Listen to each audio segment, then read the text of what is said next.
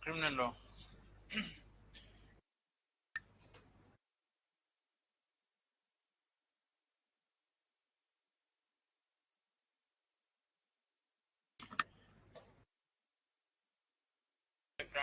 पुराने लोग पता होंगे आपको कौन से थे, नए वाले बता दो। एक एक करके मैं पूछता हूँ। जैसे आईपीसी है, यस, भारतीय, वो आपके एब्रीवेशन के लिए और लोकल डायलेक्ट के लिए बना लो आदत है कि आईपीसी आईपीसी बोलते हैं। मे भी आपने एलएलबी में पढ़ा भी होगा आईपीसी, पीएनएस वर्ड आ जाएगा। देन एविडेंस,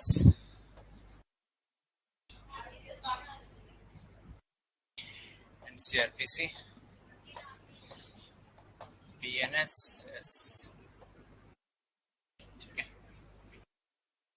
ये बेसिक लॉज आ गई। जैसे अब इसके रिगार्डिंग आपके जो फाउंडेशन वाला पार्ट एलएलबी में पढ़ के आप करके आए हो जो लेटेस्ट में, तो नई लॉज रहेगी इसमें। ऑनलाइन में ऑडिबल है सभी को, वॉइस क्लियर है?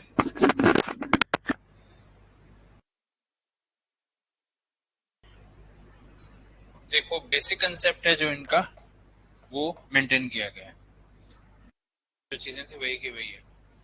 ऐसा नहीं कि अभी पहले एक्टर सीरियस बेंच किया था तो कुछ और आ जाएगा, वो तो वही रहेगा। तो बेसिक कंसेप्ट वही के वही रहेंगे ऐसे इसके रिगार्डिंग भी।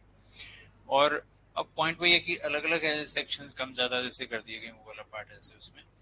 तो अब सेक्शन नंबरिंग वाला पार्ट तो चलो अभी आपके लिए भी नया होगा। May be it may be the in the new exam की new laws come, may be पुराने के अकॉर्डिंग आ जाए। That is prerogative of the recruitment committee agency, जो भी सर्विस कमीशन है जैसे उनका पार्ट भी रहेगा।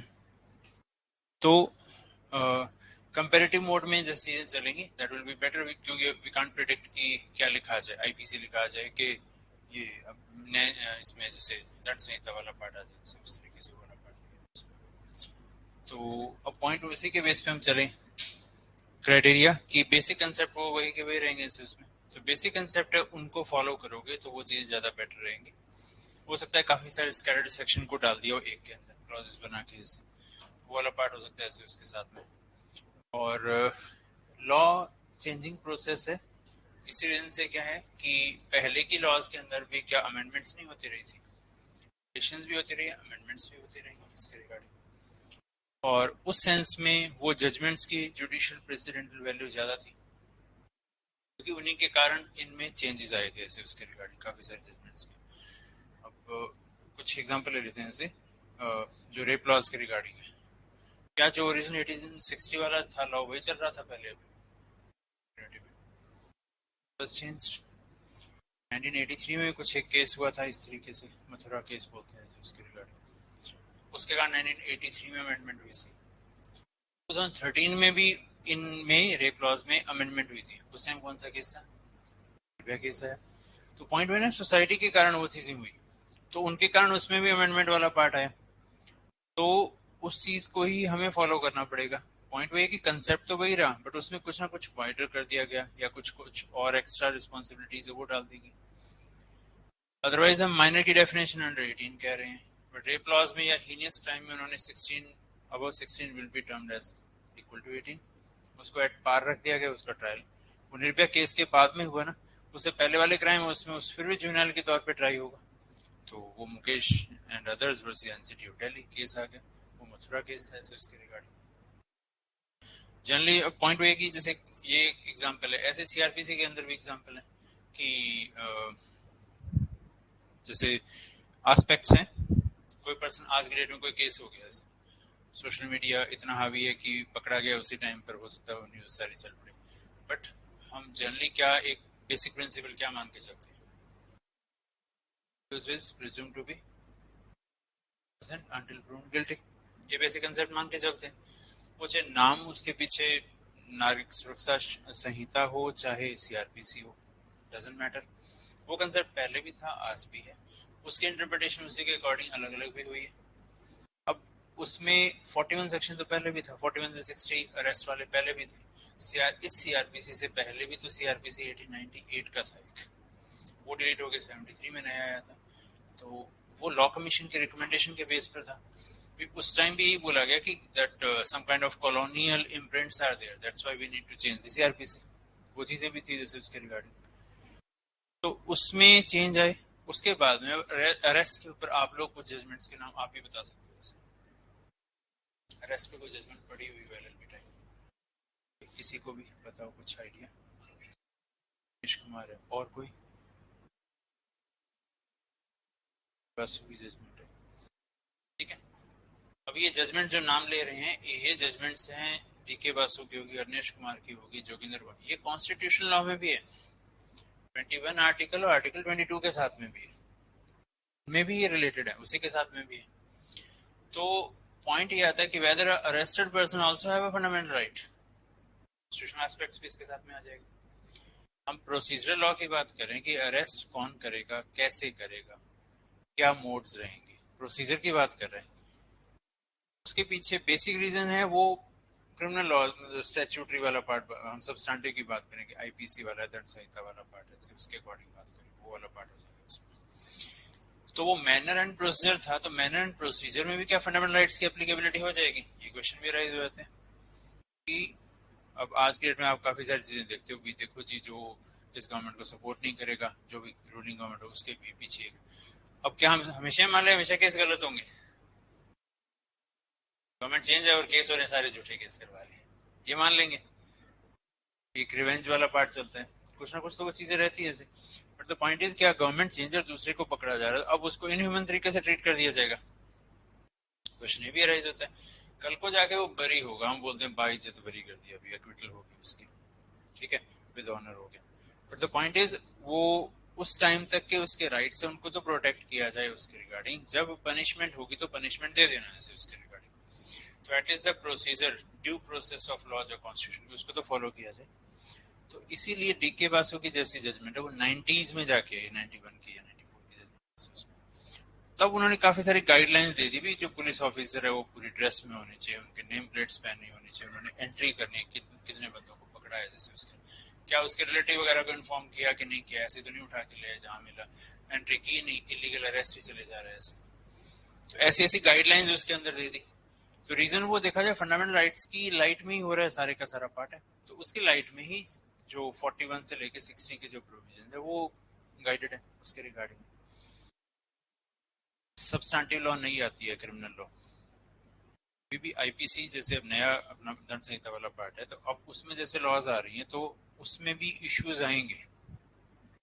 नया सीआरपीसी अपना नया ये नागरिक सुरक्षा संहिता उसमें भी आएगा, उनके ऊपर एक क्वेश्चन मार्क है कईयों के ऊपर कि भाई जो पावर्स ऑफ द पुलिस के ऊपर प्रेजेंट में कोई गाइडलाइन नहीं है, जुडिशियल प्रेसिडेंट नहीं है, तो फिर क्या वो बिना रोक टोक के अपने उनको कर लेंगे? क्योंकि डीके बासु आई उससे पहले भी तो यही एलिगेशन थी भी बिना कोई रोक टोक के torture, police torture 3rd degree करना, किसको पकड़ लिया नहीं किया, पकड़ा 4 दिन के बाद छोड़ दिया। तो ये जो चीजें होती हैं उनकी एंट्रीज वगैरह नहीं, उनकी कोई रिस्पॉन्सिबिलिटी नहीं फिक्स हो रही, एफआईआर करवाने के एफआईआर नहीं की जैसे उसके उस पुलिस ऑफिसर की कोई रिस्पॉन्सिबिलिटी नहीं, तो पुलिस ऑफिसर की रिस्पॉन्सिबिलिटी क्या, पर्सन जहाँ पे क्राइम है सिर्फ वहीं एफआईआर करवा सकता है, क्या कहीं आउट ऑफ स्टेशन में एफआईआर नहीं करवा सकता, क्या ऑनलाइन एफआईआर नहीं हो सकती? ये क्वेश्चन क्या है, ये चेंजिंग डायमेंशन ऑफ सोसाइटी है। जब आईटी था ही नहीं तो हम ऑनलाइन की बात ही क्यों करते 2000 से पहले? इंफॉर्मेशन टेक्नोलॉजी एक्ट ये 2000 में आया था इससे, तो वो आया तो उसके वो चीजें चेंज होके धीरे धीरे गाब में मतलब आती गई चीजें, तो उन्हीं में ये सिस्टमैटिक चीजें भी आ गई कि हाँ ये चीजें भी रिकॉर्ड मेंटेन हो सकता है सारा का सारा। इसमें 2019 में 2020 में ऐसी जजमेंट आ गई भी हर पुलिस स्टेशन में भी कैमरा होना चाहिए। 3rd डिग्री का इलीगल अरेस्ट वाला क्वेश्चन है, उसके ऊपर भी क्वेश्चन मार्क क्या वो बंदी हो जाएगा, क्योंकि कौन पकड़ के लेके आ रहा है वो देखा जाएगा उस चीज के अंदर।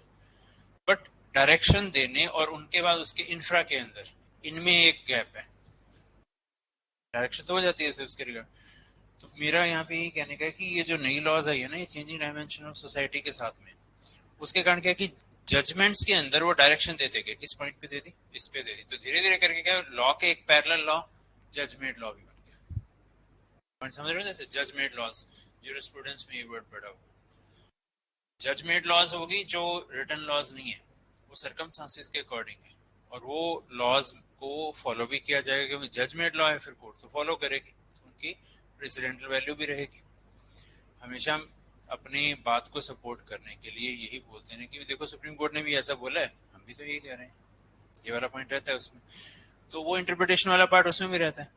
तो इसीलिए वो जो पुरानी जजमेंट लॉज हैं उनकी जो प्रेसिडेंशियल वैल्यू वो भी यहाँ पे कंटिन्यूड रहेगी, अनलेस अदरवाइज कुछ नए टाइप का क्राइम है ना जिसकी इंटरप्रिटेशन की जरूरत हो।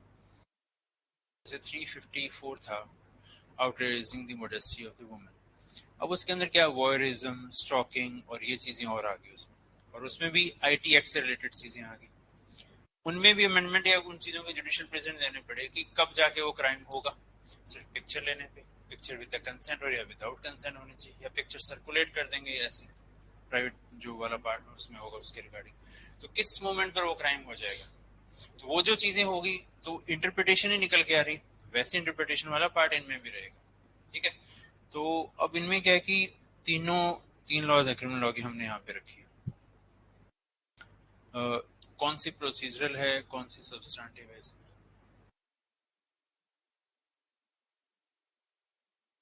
बाकी दोनों प्रोसीजरल है। ठीक है, कुछ राइट्स को हम जैसे कुछ सेक्शंस को उसमें साक्ष्य अधिनियम वाला पार्ट है एविडेंस के अंदर, उनको भी सब्सटेंटिव कह सकते हैं क्योंकि उनमें राइट्स मिलते हैं। एस्ट्रॉपल हो गया, हाँ सिर्फ तरीके तो वाला पार्ट। अदरवाइज क्या वो भी प्रोसीजरल है, बट उनकी क्या एप्लीकेबिलिटी है। अब ये मोमेंट है जहां पे कि भाई अलेज किया गया है कि कोई क्राइम हो गया, क्राइम हो गया तो यहाँ पर एक पर्सन ने वायलेशन की है, क्राइम हो गया। अब इसी पॉइंट के ऊपर जब क्राइम हुआ है कि नहीं, इसमें तो एसेंशियल्स की हम अगर बात करेंगे इस पॉइंट तक ही वो चीजें अप्लाई होंगी जो आईपीसी का और न्याय संहिता वाला पार्ट है उसके साथ। बट इस मोमेंट के बाद में जो प्रोसेस फॉलो किया जाएगा इसमें फाइनली जाके मतलब या तो एक स्टेज बीच में आएगी जिसमें डिस्चार्ज या डिसमिसल वाला पार्ट भी रहता है,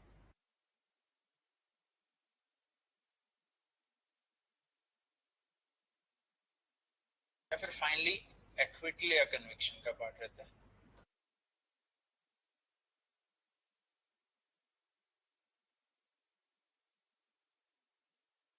एक्विटल कन्विक्शन तो हो गया, अभी पनिशमेंट मिल गई या फ्री हो गया। ये वाला जो पार्ट है ये डिस्चार्ज या डिसमिसल है, ये पहले आता है। डिस्चार्ज या डिसमिसल के क्राइटेरिया ये है कि prima facie there are no sufficient evidences, therefore the person is discharged. उसके अगेंस्ट चार्ज ही नहीं बनता कि हम ट्रायल भी करें। प्राइम फेसी हाँ भी लगता है इस बंदे ने क्राइम किया है तो हम इससे स्टेज से आगे निकलेंगे, नहीं तो यहीं पे खत्म। कल को अगर कोई नए एविडेंसेस मिल गए we can try him again, that will not be double jeopardy. Double jeopardy सुना हुआ होगा वर्ड, क्या मीनिंग है उसका? सेम एक्ट वास्ते ट्राई नहीं किया जा सकता, one person can't be tried again for the same act, same जो सब वगैरह। But if a person has been acquitted और convicted then double jeopardy applies, reason being on merits. अब ऐसे थोड़ा, ऐसे तो फिर एंडलेस प्रोसेस ही हो जाएगी, हमेशा चलता ही रहेगा, ऐसे ये वाला पार्ट हो जाएगा। अब शुरू होता है यहाँ से जो प्रोसीजरल वाला पार्ट, हम इसमें भारतीय नागरिक सुरक्षा संहिता या सीआरपीसी की बात करें, इस स्टेज से वो सारी प्रोसेस, रीजन बीइंग क्या है, क्राइम हुआ है तो लॉ एंड ऑर्डर मेंटेन करना ऐसे है रिस्पॉन्सिबिलिटीज किसकी, क्योंकि कोलेट में क्यों कर रहा हूँ यहाँ पे, कॉन्स्टिट्यूशन में जो लिस्ट हैं वो कौन से स्केड्यूल में प्रोवाइड हुआ है, इतनी है उसमें कौन से यूनियन। ठीक है, यूनियन हो गया, स्टेट हो गया, कंकरेंट हो गया। कंकरेंट वो है जिसके ऊपर दोनों ही बना सकते हैं union state. Law and order है वो स्टेट सब्जेक्ट है। पंजाब पुलिस होती है, भारत पुलिस तो नहीं होता ना वर्ड, राजस्थान पुलिस होती है, तो उस वर्ड का मीनिंग ही क्या है कि ये स्टेट सब्जेक्ट है इसके रिगार्डिंग। तो वो पॉइंट उसी के ऊपर बेस्ड है, लॉ एंड ऑर्डर उनका। तो यहाँ पर जो इसी टाइम पर इन्वेस्टिगेशन स्टार्ट होगी, इन्वेस्टिगेशन पुलिस करेगी, उसी पर्पस के लिए सारी वो चीजें जो उस प्रोसेस को उस कन्विक्ट जो एक्यूज है उसको कन्विक्ट करवाने के लिए सफिशिएंट हो या प्राइम फेसी वहां पे अवेलेबिलिटी हो, वो सारी चीजें यहाँ पर आ जाएंगी और वो कलेक्शन यहाँ से शुरू हो। तो ये चीजें स्टार्ट होती है इसकी इंफॉर्मेशन मिलती है। ऑफिसर मतलब पुलिस स्टेशन क्यों जाते हैं पर्सन, ये रीजन है।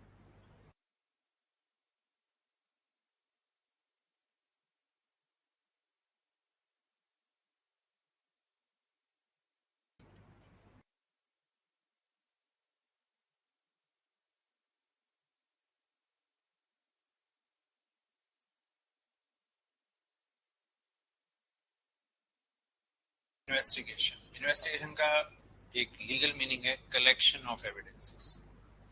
वर्ड आ गया जो हमने प्रोसीजरल वाला पॉइंट बोल रहे थे, ये शुरू हुआ है और इसमें वर्ड वो एविडेंस वर्ड भी आ गया, collection of evidences. Collection of evidences में क्या क्या ऐसे एविडेंस है 2000 अगेंस्ट द एक्यूज पर्सन, उनको कलेक्ट करना स्टार्ट कर देंगे। तो जो मान लो ए ने बी को पार्किंग में यहाँ पर लड़ाई झगड़ा हुआ और उसने शूट कर दिया, उसकी डेथ हो गई और वो वहां से भाग गया, उसको लोगों ने पकड़ने की कोशिश की तो उसका पिस्टल वगैरह गिर गया। इतनी सी सिचुएशन है, यहाँ से किसी ने फोन कर दिया पुलिस को, भाई यहाँ लड़ाई झगड़ा हो गया, आप पहुंचो जल्दी। वाले यहाँ पहुंचे। अब आम बंदे की भाषा में ये इतनी बात हुई है। अब as an advocate and legal के पॉइंट ऑफ व्यू से हम क्या क्या चीजें इसमें लीगल पॉइंट लेके आ सकते हैं कि यहाँ से चीजें शुरू होती है लीगल की या एडवोकेट वाला क्राइटेरिया उस पॉइंट ऑफ व्यू से। ऑफेंसेस की दो कैटेगरी बनाई गई है, कैटेगरी अलग अलग तरीके से है। एक तो है कि जैसे इसमें सीरियस और लेस सीरियस के according cognizable and non cognizable का क्राइटेरिया। एक है ट्रायल के पॉइंट ऑफ व्यू से summons warrant and warrant, summons trial and warrant trial, उस पॉइंट ऑफ व्यू से। Less serious and more serious उसी के पॉइंट ऑफ व्यू से, तो वो क्राइटेरिया भी है। एफआईआर की full form first information report, वो कॉग्निजेबल केसेस में होती है कि नॉन कॉग्निजेबल में होती है? वो कॉग्निजेबल में होती है। अभी सिर्फ इतना बोला लड़ाई झगड़ा हुआ है, क्या ये इन्फॉर्मेशन एफआईआर है? ये इन्फॉर्मेशन है कुछ लड़ाई झगड़ा हुआ है, यहाँ पे आए, यहाँ पूछा करा अपने लेवल पर कांस्टेबल हेड कांस्टेबल में इन्फॉर्मेशन कलेक्ट करी भी यहाँ पे क्या हुआ है, बच्चा मार दिया बंदे को, ये जैसे ही पता ना वो सीरियस, ये वर्ड कॉग्निजेबल उस कैटेगरी में फॉलो कर। वो मोमेंट पर या तो उस पर्सन को इन्फॉर्मेंट बना सकते हैं, बट अगला पर्सन कहता है नहीं नहीं मैंने नहीं, आप बाकी देख लो, मैं तो अभी आई हूँ, मैंने देखा बंदा मेरा। अब वो जो कांस्टेबल है वही इन्फॉर्मेंट बन जाएगा, वहां पे एंट्री भी हमें कॉल आई थी और हम चले गए, वो पर्सन वहां से कॉल करके निकल गया था, उसने अपनी ड्यूटी पूरी कर दी, बता दिया वहां कुछ क्राइम हुआ है। फिर वो पुलिस ऑफिसर जो भी है कांस्टेबल है वो इन्फॉर्मेंट बन जाएगा, हमें इन्फॉर्मेशन कैसे मिली और हमने क्या देखा, बंदा मरा पड़ा है, वो कॉग्निजेबल ऑफेंस होगा। वहां से इन्वेस्टिगेशन वाला पार्ट स्टार्ट हो जाएगा, भाई वो पर्सन कौन है, या आइडेंटिफिकेशन ऑफ असेलेंट है वो हो सकती है क्या। अब वहीं से चीजें क्या होगी स्टार्ट, कि अरेस्ट करें कि ना करें। एक अकरेंस रिपोर्ट वहां पर बनाई जाए, क्या कुछ उन्होंने देखा जाता है। ये पर्सन था ऐसे गिरा हुआ, वहां पे एक कार्ट्रिज का जो था वो गिरा हुआ था खाली, और एक पिस्टल भी थोड़ी सी वहां से गिरी थी, ब्लड स्टेन से वहां पे इस तरीके से।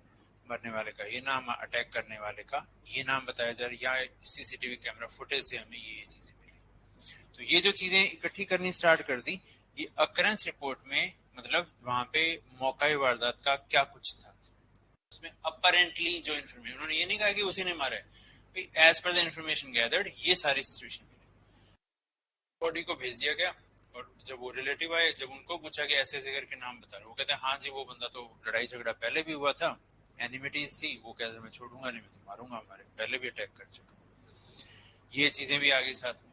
उसके बेस पर उसको अरेस्ट करने के लिए गए, घर पे मिला नहीं मिला, तो वो जो सिचुएशन यहाँ से शुरू होती है, इसके ऊपर एक क्या होगा, अकरेंस रिपोर्ट एक प्रिलिमिनरी रिपोर्ट टाइप होती है। टाइम होते जो इलाका मजिस्ट्रेट होगा, जैसे जो थाना है वो एक कोर्ट के अंडर में, तो उस जो मजिस्ट्रेट के अंडर में है तो उसको इन्फॉर्म करना कि वहां पे कोई क्राइम हो गया, हो सकता है हम कभी भी किसी बंदे को पकड़ के रिमांड लेने के लिए भी आ जाए। और वो रिमांड वाला पार्ट है वो कोर्ट में भी हो सकता है, उसके ऑफिस में भी हो सकता है, मजिस्ट्रेट के एक एक दिन का भी हो सकता है, 5 दिन का भी हो सकता है। तो इन्फॉर्मेशन देनी ताकि ये जो अकरेंस रिपोर्ट जो चीजें डालेगी उनमें अपनी मर्जी से पुलिस ऑफिशियल है कहानियां ना डाल सके, कि अगर हम इसको इमीडिएटली नहीं देंगे, कल वो कहानी और भी डल सकती है, अभी वो नहीं था, कोई और बंदा आया था यहाँ से और किसी ने देखा ही नहीं। ऐसे सिचुएशंस ना हो पाए, जैसे उससे पहले वो बंदा था ही नहीं, या वो बंदा इतनी दूर था, या वो नहीं था, मतलब उन्होंने कुछ भी अपनी तरफ से ना डाले, ताकि जिस दिन क्राइम हुआ उसी दिन कोशिश करें इमीडिएटली फोर्थवेथ उसको दिया जाए जैसे। तो वो चीजें हैं अकरेंस रिपोर्ट वाला पार्ट, इन्फॉर्म करना। और ये क्या है, वो चेक्स एंड बैलेंसेस बोलते हैं। प्रिलिमिनरी 157 में एक्चुअली ये 157 159 में प्रिलिमिनरी इंक्वायरी है, मैजिस्ट्रेट पुलिस वाले ये कह देना कि हमारे अकॉर्डिंग तो लड़ाई झगड़ा हुआ था, हो सकता है उसने खुद को मारा, या हमने किसी को अरेस्ट नहीं किया, हम इन्वेस्टिगेशन नहीं करें, तो प्रिलिमिनरी इंक्वायरी मैजिस्ट्रेट करता है, तो 159 होता है पुराने सीआरपीसी में। तो वो ऑर्डर करता है नहीं भाई करो इन्वेस्टिगेट, ये वाला पार्ट है वो 159, उसे प्रिलिमिनरी इंक्वायरी। तो ये इन्फॉर्म करेंगे तब वो स्टेप लेगा, अगर वो पहले से करें हम इन्वेस्टिगेट करें हमने पकड़ लिया है, फिर प्रिलिमिनरी इंक्वायरी की लोड़ ही नहीं, इतनी आगे चलो उसके रिगार्डिंग। अब तो इसमें फिर कॉन्स्टिट्यूशन का अपना आर्टिकल 22 आ जाएगा, और इसमें 24 आवर्स में उसको प्रेजेंट करना है कोर्ट में, वो क्वेश्चन अराइज हो जाएगा वहां पर। तो इसी प्रोसेस में क्या, ये प्रोसीजर की बात करें, अभी तक पुलिस वालों ने क्या बोला, कुछ नहीं, वो तो अपनी प्रोसेस करें, उनका काम है और वो ड्यूटी करे, that is the procedure. Arrest करना, पेश करना, रिपोर्ट भेजनी, collection of evidence, this is all procedure, their procedure and they are following it, and that is provided in CrPC. Checks and balancing मैंने वर्ड यूज किया था भाई, जो different organs है, तो हमेशा हम वर्डिंग बोलते हैं इंडिपेंडेंस ऑफ जुडिशरी। तो इंडिपेंडेंस ऑफ जुडिशरी वाला रूल तभी अप्लाई होगा जब जो एडमिनिस्ट्रेटिव वाला पार्ट, एग्जीक्यूटिव वाला पार्ट है, उनके ऊपर चेक्स रहेंगे whether they are doing their work properly और नॉट। तो अब पुलिस वाले वहां जाए ही नहीं, सबने बोल दिया भी इसने किया, फिर पकड़े ही ना, फिर रिट्स का पर्पज ही क्या रह जाएगा, ठीक है ना। पकड़ लिया, छोड़ ही नहीं रहे हैं, एंट्री की नहीं है, फिर हैबियस कॉर्पस का पर्पज क्या रह जाएगा। सबसे बेसिक पॉइंट है डेमोक्रेसी, डेमोक्रेसी है तो हम ये सारी चीजों की बात करें उसी के अकॉर्डिंग। तो इसमें जो ये इसी रीजन से सारे जो लोगों का एक राइट है सिटीजन्स का, डेथ चाहे किसी वीआईपी की हो चाहे एक आम बंदे की, किसी की भी सेम प्रोसेस ही फॉलो होगी, that is what we have to say. तो वो प्रोसेस फॉलो होगी, इसी प्रोसेस में वो चीजें चलती रहेंगी। जैसे अब की टाइम में इसमें चेंजेस कर दिए गए हैं, रिमांड के डेज में भी कर दिया गया है, एफआईआर वाला पॉइंट है उसमें भी कुछ चीजों में चेंज कर दिया गया है, ईएफआईआर की बात भी आ गई है, जीरो एफआईआर स्पेसिफिकली आ गया है। जीरो एफआईआर पहले जुडिशियल डिसीजन बेस्ड था। जीरो एफआईआर क्या है कि जैसे यहाँ पे कोई क्राइम हुआ, मान लो 36 के थाने के अंडर में पड़ता है, 36 के थाने में जाएंगे, यहाँ पे क्या सीरियल नंबरिंग कर देंगे, आज की 5वीं एफआईआर है के अकॉर्डिंग सीरियल वाइज है, तो वो सीरियल नंबरिंग लग जाएगी। वो जो नंबरिंग लगी that mean it is in the jurisdiction of the same police station and the information is given to the same police station, ये वाला पार्ट हो जाएगा। इशू ये है कि बाय चांस यहाँ से बंदा अपनी जान बचाने के लिए भागा था मोहाली की तरफ और इधर के, तब लग रहा था बच जाएगा, बट वहां पर जाते जाते हालात उसके खराब हो गए थे, हॉस्पिटल छोड़ो, पहले तो पुलिस स्टेशन में जाके पुलिस स्टेशन गया, पुलिस वाले कहते हैं कहाँ पे क्राइम हो गए थे, 25 सेक्टर में। नहीं नहीं आप 36 में जाओ, वहां तक पहुंच भी पाए ना पहुंच पाए, क्योंकि अगर ऐसे करेंगे तो that mean they are avoiding their duties, dereliction of their duties. ये ओरिजिनली पहले सीआरपीसी में नहीं थे, उसमें भी 166 166 ए जैसे प्रोविजन पहले वाले सीआरपीसी में भी डाले गए थे। प्लस ये चीजें कई केसेस में बोला गया था कि भाई जब आपके पास कॉग्निजेबल ऑफेंस की जब इंफॉर्मेशन लेके आ रहा है तो एफआईआर आपको करनी एफआईआर कर लो, जितना आपसे इंफॉर्मेशन कलेक्ट होती है वो ले लो, फिर आप उस फाइल को फॉरवर्ड कर दो जिस थाने का केस है, बाकी उनकी जिम्मेदारी है। उसके ललिता कुमारी केस में, तो ललिता कुमारी केस में ये वाली चीज पॉइंट बोल दिए गए। अब ये इसमें 173 में स्पेसिफिकली जीरो एफआईआर का प्रोविजन ही डाल दिया गया नए वाले के अंदर, ठीक है ना। तो ये चीज थी नहीं पहले स्टैट्यूटरी एंड सेक्शन वाइज, अब सेक्शन वाइज कर दी। इसलिए मैंने बोला जज मेड लॉज, क्यों बोला मैंने, क्योंकि अब वो चीजें डीके बासु में जैसे जो अरेस्ट करने के टाइम पर गए, वो चीजें भी क्या है कि उन्होंने अमेंडमेंट हुई जब इसमें सीआरपीसी में, तो इसमें 2009 में और उस टाइम पर डाल दी थी, इन्फॉर्म करना उसके रिलेटिव्स को, कोई उसका चॉइस ऑफ एडवोकेट है उसको इन्फॉर्म करना कि अवेलेबल है कि नहीं अवेलेबल है, ऐसे ग्राउंड्स ऑफ अरेस्ट है वो इन्फॉर्म करना, एंट्री करनी, कितने पर्सन अरेस्ट हैं वो उसके रिगार्डिंग हो गया। डिस्ट्रिक्ट लेवल पे पर्सन अरेस्टेड हैं या उनके ग्राउंड्स हैं, एड्रेस है, सारे का सारा वो मेंशनिंग करनी। जब अरेस्ट करने जाएं तो proper uniform with names, proper name, सारा कुछ हो गया, आइडेंटिफिकेशन हो सके पर्सन की, फिर अरेस्ट करने गया कौन था। तो ये गाइडलाइंस में दी गई थी, वो 41 ABCD और ऐसे ऐसे करके उसमें भी डाल दिया गया था। अब तो वो सारे का सारा क्या जजमेंट लॉ से स्टैट्यूटरी लॉज बनी, उसमें वो प्रोविजन थे। इसमें अब अरनेश कुमार ललिता कुमारी की जजमेंट बाद में आ गई। अब ललिता कुमारी जजमेंट को अब स्टैट्यूटरी में फिर से ले। तो ये ऑलवेज एवर चेंजिंग प्रोसेस है, चलती रहती है, चेंज के साथ में है।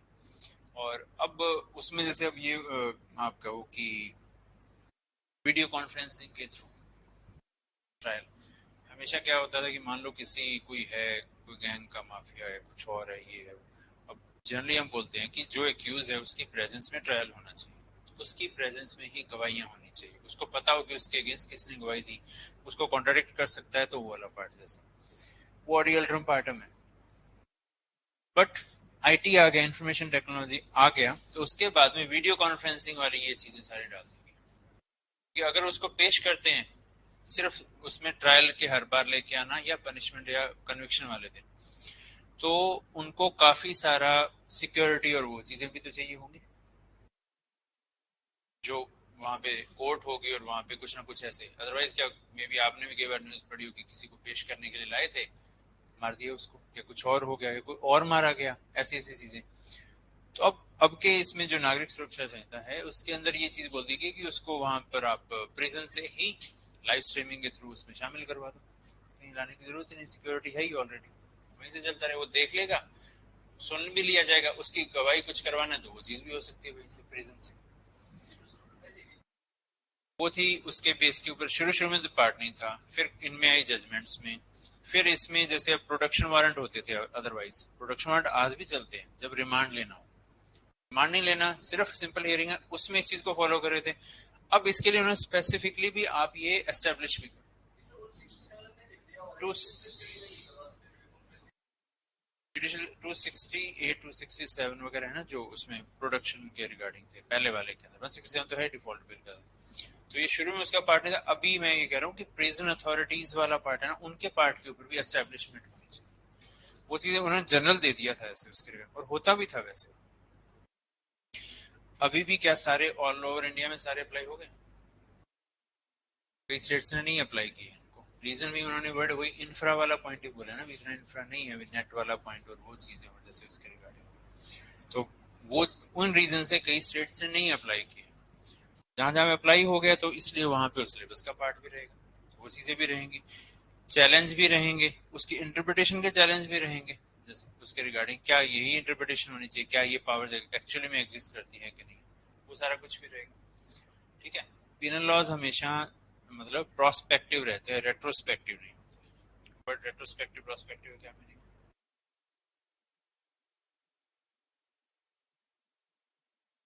बैक डेट से आज अप्लाई कर रहे हैं और बैक डेट से करते हैं, जैसे ये वाला पार्ट।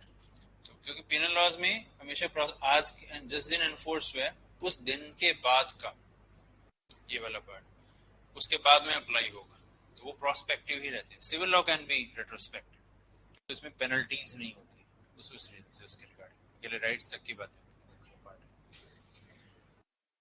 अब इस प्रोसेस में अरेस्ट से लेके सारी चीजें रहेंगी जैसे इसमें।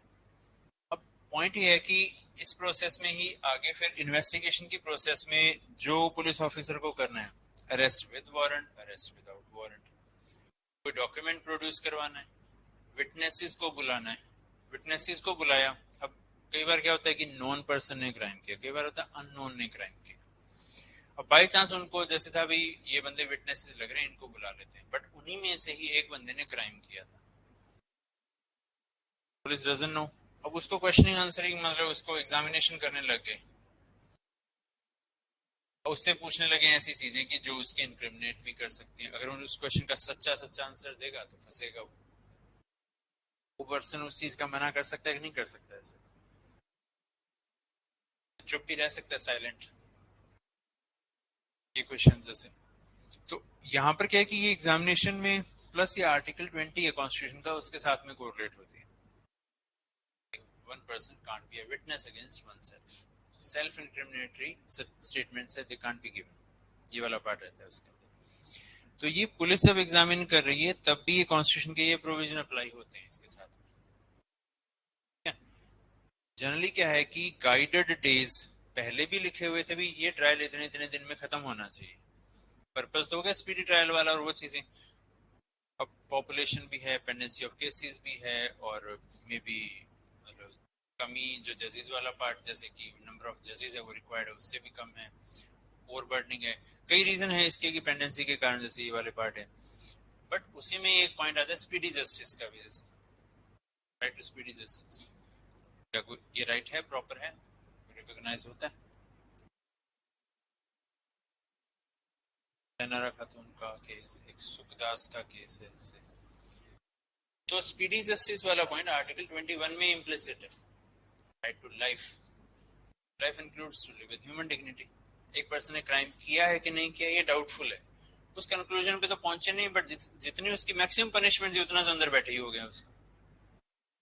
हरासमेंट तो होगी ना, उसका वायलेशन तो हो गया। अब रिस्पॉन्सिबिलिटी किसकी, पुलिस वालों ने, हमें लगा विटनेसेस ने गवाहियां दी थी तो हम ट्राई कर रहे थे, बेल इसने ली नहीं, कोर्ट ने दी नहीं तो हमने अंदर रखा।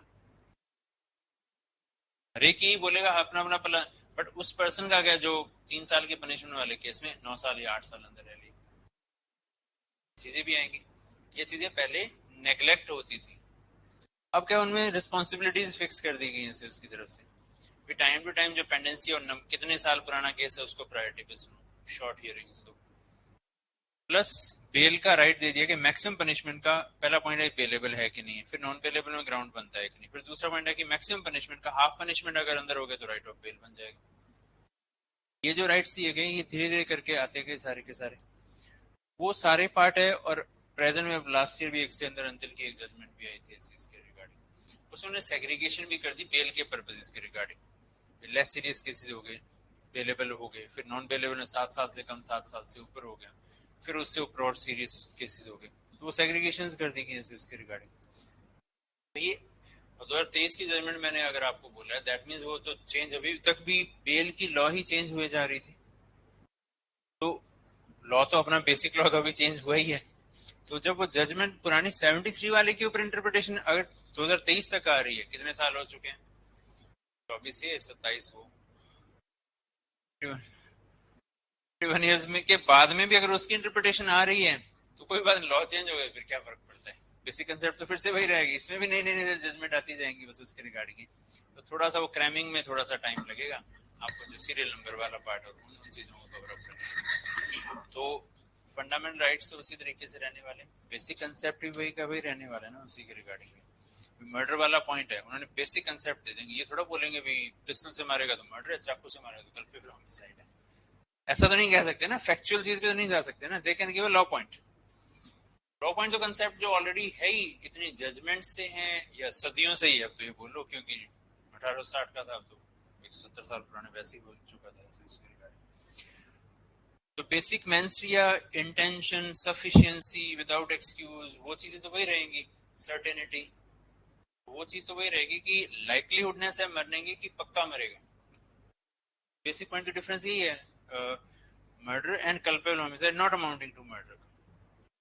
इसमें चांस है, मर भी सकता है नहीं भी, वो कल्पेबल होमिसाइड में चला जाए, जिसे पक्का मरेगा, मारने की इंटेंशन थी, वही करने आया था, फिर तो मर्डर ही है उसी के रिगार्डिंग। और उसी में अगर बच गया तो उसी सेंस में attempt to murder, attempt to culpable homicide हो जाएगा। जिसमें इंटेंशन नहीं है बट फिर भी मारा गया, फिर हम नेग्लिजेंस की बात कर देंगे, कोई ना कोई तो ड्यूटी है ना उस बंदे की खुद को बचाने के लिए, फिर राइट ऑफ प्राइवेट डिफेंस है। पॉइंट वही है कि लाइकलीहुडनेस ऑफ डेथ थी तो कल्पेबल होमिसाइड, मारने का ही था भाई, शिट्टी जैसे मान लो उसको हेड पर हिट किया तभी कॉमा में गया, फिर अटेम्प्ट टू मर्डर में चला जाएगा, लाइफ तो है ना। अब हाँ, पॉइंट हुई ना कि सर्टेनिटी, मतलब उसने अपनी तरफ से कोशिश हो गई थी, हम उसी सेगमेंट में देखो वहां पे एक थिन लाइन डिफरेंस है ना, अटेम्प्ट एंड कमीशन भी, जिंदा और डेड। उसने तो अपनी तरफ से जो करना वो कर लिया, इसीलिए उसने हेड पे हिट किया, हेड पे शूट किया। अब वो कॉमा में है तो चल रहा है, इसलिए उसको अटेम्प्ट टू मर्डर में जाएगा। अगर डेथ हो गई, कल को मान लेते हैं अटेम्प्ट टू मर्डर हुआ, उसको पनिशमेंट भी बाहर भी आ गया, कल को अगर डेथ होगी तो उसको मर्डर के लिए दोबारा ट्राई कर सकते हैं,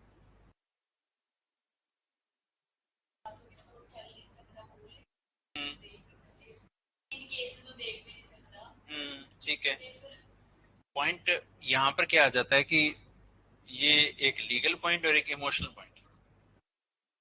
अगर हम एडवोकेट के अकॉर्डिंग या जज इसमें लॉ के अकॉर्डिंग चलेंगे एज ए जज वाला पॉइंट के यूज से, हमें तो लॉ के पॉइंट के अकॉर्डिंग चलना पड़ेगा। फॉर एग्जांपल देता हूँ कि हस्बैंड वाइफ थे, मैरिज हुई और 2 साल या 1.5 साल इकट्ठे रहे, और उसके बाद में जैसे कि अपने पेरेंट्स के जाके घर पे रहने लगी वो वाइफ, वहां पर पूरी जिंदगी अपने पेरेंट्स के घर पर रही थी। शादी के टाइम पर उसके वाइफ के नाम से प्रॉपर्टीज वगैरह ले दी थी उन्होंने, उसके इन लॉज ने, और इस तरीके से, या उसके पास प्रॉपर्टीज कुछ और भी थी, अपनी प्रॉपर्टीज भी थी। 15-20 साल बाद उसकी डेथ हुई, वो प्रॉपर्टी किसके पास जाएगी? हस्बैंड के तरफ में जाएगी या अपने फादर मदर की तरफ जाएगी? उसने कोई बिल नहीं बनाई है। एज पर लॉ अगर उसका हस्बैंड जिंदा है तो उसको मिलेगी, अगर हस्बैंड की डेथ होगी तो हस्बैंड के लीगल एयर्स को मिलेगी। लॉ है। इमोशनली आंसर आपने दे दिया। हिंदू सक्सेशन एक्ट का सेक्शन 15 है, 1A 1B हमको अपडेट करना है। तो मैं कह रहा हूँ इमोशनल आंसर है, एक लीगल आंसर है, हमने लीगल वाले पॉइंट पे रहना है। लॉ क्या कहता है ये वाला पॉइंट, तभी मैंने इतने सारे फैक्ट्स दिए। वो फैक्ट्स इसीलिए देते हैं क्वेश्चन में भी, कोई इमोशनल होगा इमोशनल आंसर दे देगा, बट वो रॉन्ग है इमोशनल वाला पार्ट। तो वही है कि अभी प्रेजेंट में अभी ये जो हरियाणा जुडिशियल, मैं उसी में हियरिंग में था, वहां पे आर्ग्यूमेंट्स और वही चीजें दी जैसे उसी में भी। तो वहां पर पॉइंट वही था कि अब रॉन्ग और राइट का तो बेस्ट आंसर की बात है, गलत बाकी तो भी नहीं है। बेस्ट वो है, बी बेस्ट है, सी नियर टू बेस्ट है, रॉन्ग नहीं है। बेस्ट की तरफ चले गए, ए वाला पार्ट है।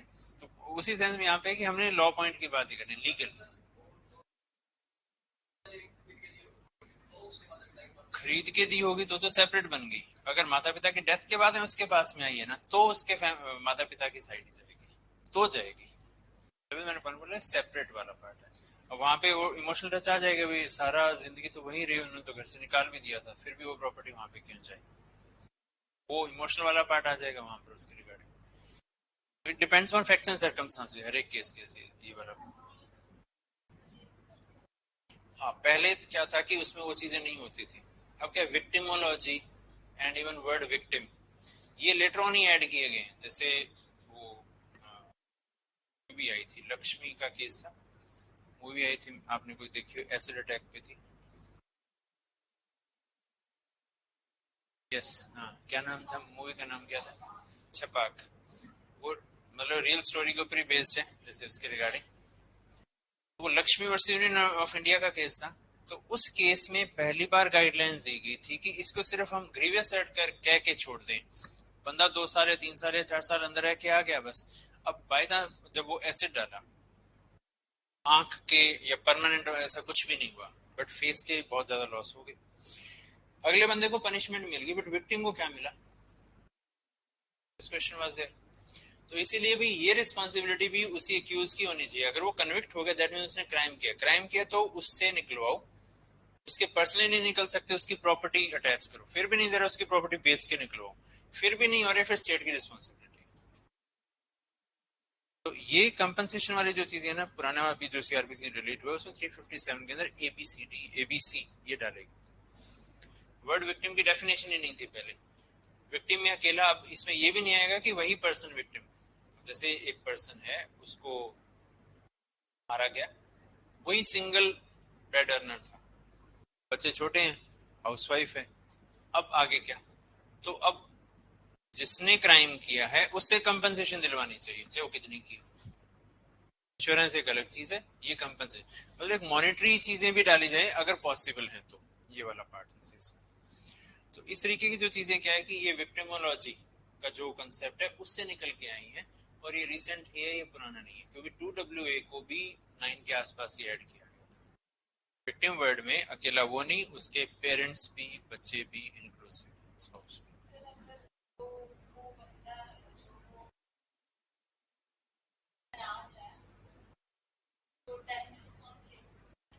करुणा रामचंद्रन शनबो का केस था, यूथनेशिया के ऊपर है उसमें। अब उसकी जो फ्रेंड थी ना, वही वो लीगल जो बैटल लड़ी थी, नाम सुना है? रोना शनबोक का केस का नाम सुना है आप में से किसी ने? मर्सी किलिंग पे केस सुना है? क्या था? आप फैक्ट्स थोड़े से बता दो मेरे को।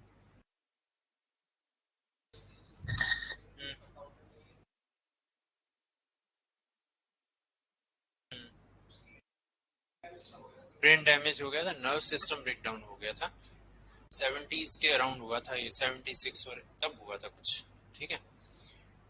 वो वेजिटेटिव स्टेट वर्ड यूज करते हैं, वो कॉमा में थी, सांस चल रही है बस, वो था तब से। अब उसके फैमिली में शुरू में, चलो उसके पेरेंट्स से, अब उस टाइम वर्ड विक्टिम की डेफिनेशन नहीं थी, वाला पॉइंट भी नहीं था। वो पर्सन तो इशू इसलिए अराइज हुई चीजें कि वो पर्सन तो जो पनिशमेंट थी वो पनिशमेंट काट के बाहर भी आ गया, बट जो विक्टिम की पनिशमेंट तो उससे बड़ी होगी कि जो उसके बाहर आने के बाद में वो पनिशमेंट भी चलती थी। That was the basic issue. तो उस रीजन के कारण उसमें उसकी फ्रेंड थी जो उसमें जो सारा कंटिन्यू किया था, विक्टिम की जो फ्रेंड थी, तो उसने सारा कंटिन्यू किया, तो वहीं से चीजें निकल गए। तभी मैंने आपको एग्जांपल दी लक्ष्मी वाले केस की, कि उसमें एसिड अटैक में रिस्पांसिबिलिटी फिक्स होगी ना, पहले तो वो अक्यूज देगा, अर्नर है, इंडिपेंडेंट इनकम है, फिर उसकी प्रॉपर्टी अटैच करो, नहीं दे रहा प्रॉपर्टी बेच के निकलवाओ, फिर भी नहीं है, फिर स्टेट की रिस्पांसिबिलिटी आ जाए, स्टेट लीगल सर्विस अथॉरिटी और उनकी रिस्पांसिबिलिटी। वैसी ही सिचुएशन उनमें भी है, तो एक तरीके से विक्टिम रिहेबिलिटेशन, ये चीजें लेटर डेवलपमेंट है सारी की सारी। तो वैसी सिचुएशन में ये होगा, ठीक है। तो वो अब जो पनिशमेंट आप कह लो कि कंपेंसेशन देना, this is also part of procedural law. ये हम प्रोसीजर में करेंगे कि देखो पनिशमेंट की थ्योरीज हैं, कोई एक दो का नाम पता है आपको? पनिशमेंट थ्योरीज बोलते हैं, थ्योरीज है, डेटरेंट है, और रेट्रिब्यूटिव है, रिफॉर्मेशन है, और कुछ है, और एक आइसोलेशन, वो अब नहीं है, जैसे पहले सजाए काला पानी होता था, तो अंडमान निकोबार में सेलुलर जेल है, वहां पे भेज दिया जाता है, अभी अब जितनी जिंदगी है वहीं कटेगी वहां की काल कोठरी से। वो पहले वाले आईपीसी में डिलीट कर दिया गया था। अब इंडिया में हम बात करते हैं कौन सी को हम फॉलो करते हैं। इंडिया में नहीं, प्रेजेंटली हम कौन सी पनिशमेंट थियोरी को फॉलो करते हैं? रिफॉर्मेटिव को करते हैं, थोड़ा मिक्सचर ऑफ डेटरेंट है इसके साथ में। हाँ, क्योंकि रिफॉर्म उसको करना है कि अक्यूज है, तभी तो शुरू में हमने बातें इतनी बोली ना कि डीके पासों से चीजें रिलेट करके कि राइट है उसके अरेस्टेड पर्सन के भी है, क्या पता उसने क्राइम भी ना किया, सिचुएशन भी हरासमेंट और वो चीजें भी ना हो। क्योंकि आज की और डेट में अगर बात करें तो मीडिया ट्रायल है, जैसे पर्सन अरेस्ट हुआ तब से ही मीडिया ट्रायल में, और वो बार बार ये न्यूज चैनल कह लो ये करके भी एज इफ क्राइम, तो आज पकड़ा गया, शाम को उसको कन्विक्ट, ढेर सबूत, इन्होंने ये बातें बोली है, उन्होंने बोली है तो सच्ची बोली होगी, लो, तो मीडिया ट्रायल वही हो गया उसी के रिगार्डिंग। तो क्योंकि वो अरेस्ट हुआ तब वो मीडिया ट्रायल हुआ, तो वहीं से उसकी, अब अगर वो कल को एक्विट होता है, हरासमेंट तो शुरू होगी ना उसकी, अंदर चला गया उस रीजन से उसके रिगार्डिंग, तो इसलिए उसके राइट्स की बातें आ गई। देखो, रेप विक्टिम का नाम डिस्क्लोज नहीं करना, disclosure is a crime, punishment उसके जैसे, बट क्या ये शुरू में था ही नहीं ऐसे उसके रिगार्डिंग। तो एक तो विक्टिम होना, एक प्लस जो सोशल स्टिग्मा, प्लस वो नाम सामने लेके, आइडेंटिटी लेके आना सामने। उल्टा विक्टिम के लिए तो ऑलरेडी वो एक हरासमेंट और पनिशमेंट थी, ऊपर से पनिशमेंट और होगी जैसे उसके रिगार्डिंग वो सिचुएशन। तो ये सारी चेंजिंग डायमेंशन के साथ में चीजें चलती रही हैं सारी। अब इस प्रोसेस में क्या है कि जो पुलिस, प्रोसिक्यूशन एंड कोर्ट, ये तीनों जो काम करती हैं वो सारा प्रोसीजरल लॉ, नागरिक सुरक्षा संहिता। पुलिस कलेक्शन ऑफ एविडेंसेस करेगी, पर्संस को पकड़ेगी, अगर कोर्ट बोलेगी तो कहीं पे रेड वगैरह करके वहां से डॉक्यूमेंट्स वगैरह लेके आने, पर्सन को पकड़ के लेके आना, उनको लेके आएगी, सम्मन लेके आएगी, वारंट लेके जाएगी, बेलेबल है कि नॉन बेलेबल है, पकड़ के लेके आना, वो पकड़ के अरेस्ट कर करके लेके, उसके जो एविडेंसेस दिए हैं उसके बेस पे केस चलेगा प्रोसिक्यूशन का, स्टेट की तरफ से पब्लिक प्रोसिक्यूटर वो प्रोसीड करेगा, उस केस को आगे चलाएगा, एंड कोर्ट फाइनली उसके अंदर मेन रेफरी का रोल प्ले करेगी, ठीक है। अब एक एडवर्सरियल सिस्टम होता है, एक इनक्विजिटोरियल सिस्टम होता है ऐसे क्राइम के अंदर। अब उसमें पार्ट क्या रहेगा, जैसे कि पार्टीज 3 होनी चाहिए, जज है वो फ्री होना चाहिए। तो वहां पे क्या प्रोसिक्यूशन, पब्लिक प्रोसिक्यूटर है वो अपने पार्ट पे प्लीड करेंगे सारा कुछ, डिफेंस अपना डिफेंस लेगा, और थर्ड पार्टी न्यूट्रल है, दोनों को सुन के एक फैसला देगी। तो ये डेमोक्रेसी वाला पार्ट है, उसके साथ में चलता है उसके रिगार्डिंग, क्योंकि और प्लस मतलब इसका कई रिलेशंस किस तरीके से, आर्टिकल 50 कॉन्स्टिट्यूशन क्या प्रोवाइड करता है,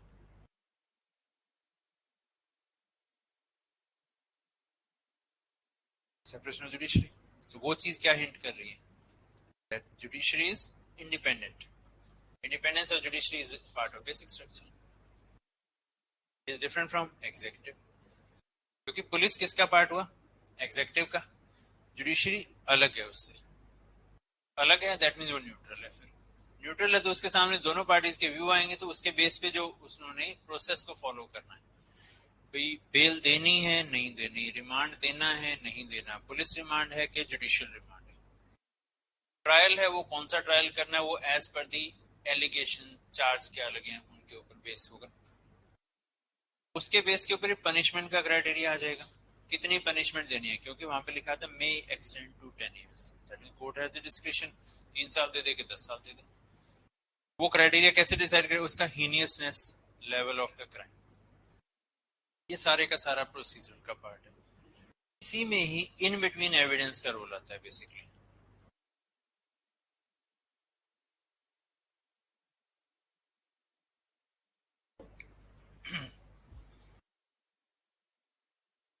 यहां तक तो इस तरीके से हम चल रहे थे प्राइमा फेसी। अपरेंटली क्या लगता है, पुलिस वालों ने बता दिया भी हमें पिस्टल मिल गई जो उसके नाम पे लाइसेंस थी, सीसीटीवी कैमरा में उसकी रिकॉर्डिंग्स आ गई, फिंगरप्रिंट्स उसके ऊपर मिले हैं, पुरानी एनिमिटी थी उसके मिल गए, और आई विटनेसेस मिले।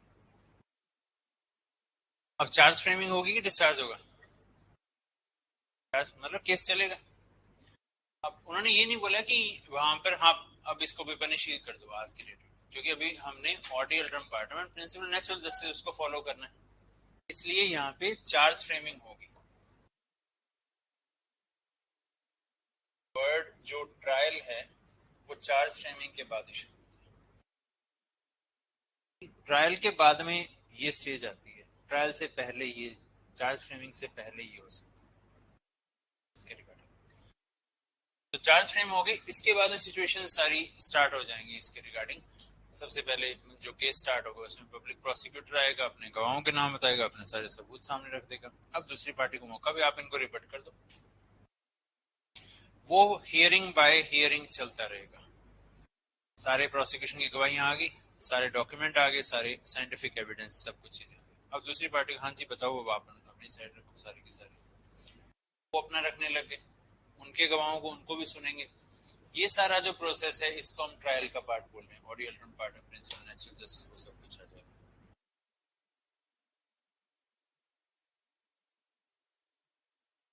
गवाहियां तो आ गई सारी की सारी, इसमें ये चीजें हैं। अब इनमें क्या है कि जैसे मैंने अपने जो केस जो मैं बोल रहा हूँ उसी के बेस पे चल रही चीजें।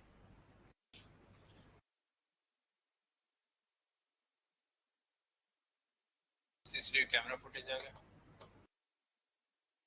प्रिंट्स आ गए, आई विटनेसेस वाला पार्ट आ गया, एनिमिटी वाला पार्ट आ गया। एनिमिटी की बात उसके घर वालों ने बताई है पहले कुछ। अब ये इलेक्ट्रॉनिक एविडेंस है, इसमें एक्सपर्ट ओपिनियन चाहिए, फिंगरप्रिंट उसके भी लिए जाएंगे और पिस्टल के ऊपर वहां देखा जाएगा मैच करते हैं कि नहीं। जैसे ये डायरेक्ट विटनेस है,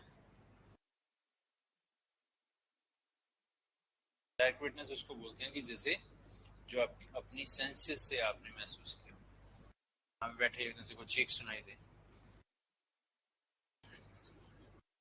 तो वो आपने सुनी है, इस चीज का डायरेक्ट है कि यू हैव हर्ड इट। अब आप ये चीज किसी और को बता दो, ये इनडायरेक्ट हो जाएगा, ये वाला पॉइंट है। तो ये डायरेक्ट में जो अपनी सेंसेस से सारा कुछ किया हो। एनिमिटी वाला जो पार्ट है इसको हम काइंड ऑफ सर्कमस्टेंशियल के साथ रिलेट कर सकते हैं, पुरानी लड़ाई झगड़े, पुरानी मारने की कोशिश, पुराना कोई अटैक कर रखा है, वो सारा कुछ क्या है कि प्रीवियस इंस्टेंसेस सारे वो बन जाएंगे।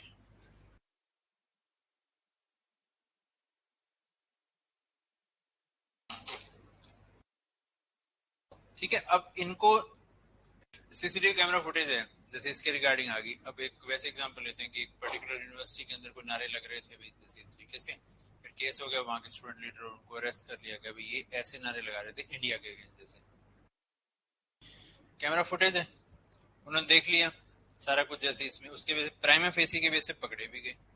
बाद में जाके हुआ कि उसके अंदर जो काइंड ऑफ लिप सिंकिंग की गई है, वर्ड उस टाइम पर ही कुछ और पीछे से उनकी जो वॉइस है उसमें वेरिएशन आ रहा है, जो ओरिजिनल वॉइस और उसमें फर्क है। पहला पार्ट सीसीटीवी कैमरा की फुटेज, अब पता नहीं कौन से कैमरे की कितनी क्लैरिटीज हो, उसी पर डिपेंड करे कि एक्चुअली में वही पर्सन है, इतनी क्लियर फोटो है कि नहीं, ऐसे वाला पार्ट है। प्लस इसमें भी क्या इलेक्ट्रॉनिक एविडेंसेस के अंदर भी ये वाले पार्ट भी है। अब एक आपने रिकॉर्डिंग कर ली मान लो उसी चीज की फोन पे, उसको फॉरवर्ड कर दिया इनको, अब ये फॉरवर्डेड है, आगे फॉरवर्ड सभी को होगी, उनमें से कोई फॉरवर्ड वहां पे कोर्ट में दिखा देंगे, मान ले की बात कोर्ट, भाई कौन सा चेंज तो नहीं किया ना आपने, इनको किया, इन्होंने आपने सबको कर दिया, वही वीडियो है, मानना चाहिए, वही तो वीडियो है, सबके पास ही है, क्या रीजन है?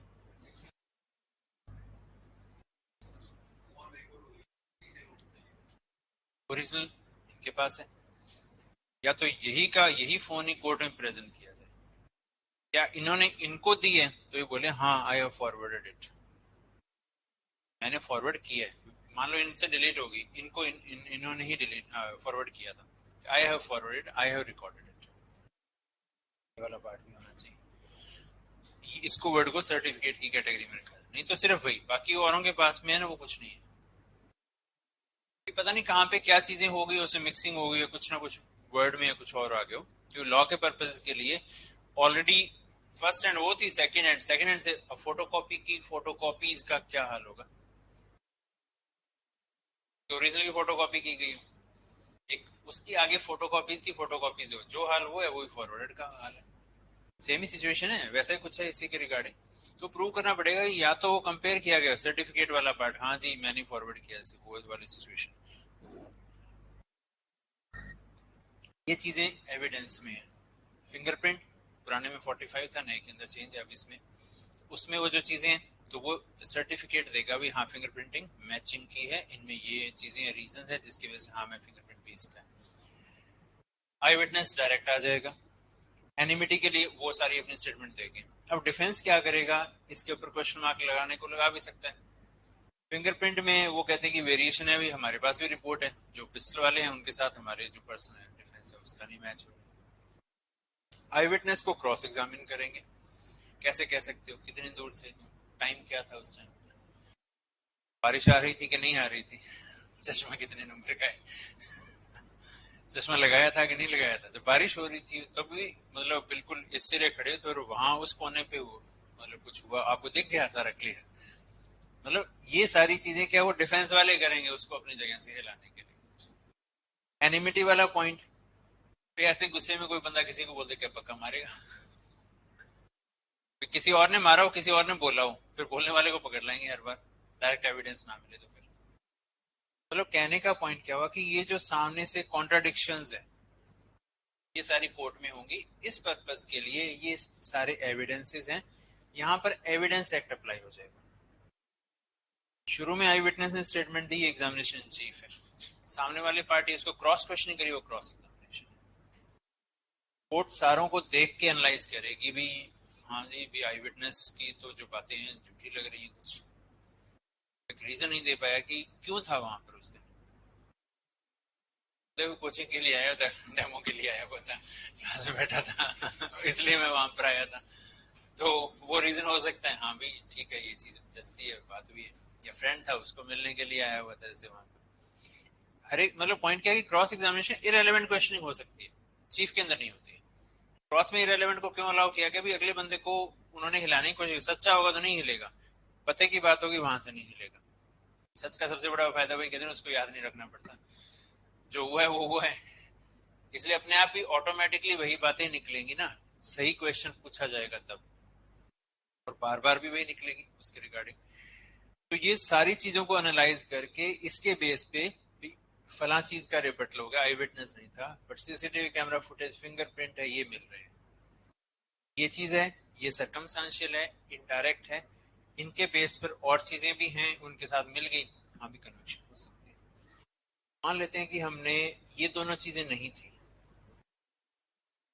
आई विटनेस और यहां तक की स्टेटमेंट्स थी, तो फिर सिचुएशन एक और बन जाएगी उसके रिगार्डिंग।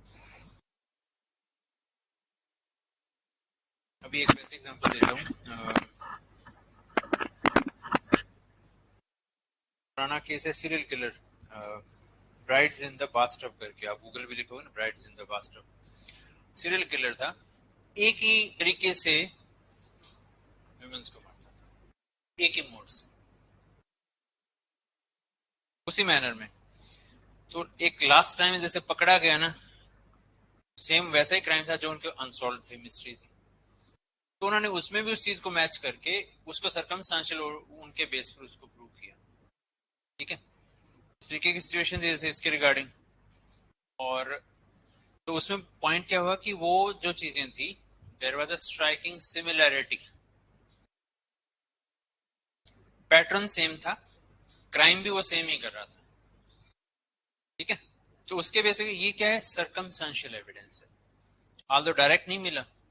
उसी का एक और एग्जांपल देता हूँ कि बॉम्बे में ना अभी 2011 से लेकर 2020 के बीच में रेप एंड मर्डर के 4 से 5 केसेस हुए थे अलग अलग जगह पे, एंड इवन उसमें जो सबसे लास्ट हुआ था ना, वो पुलिस के रेजिडेंशियल जो क्वार्टर्स है उनकी छत के ऊपर डेड बॉडी मिली थी।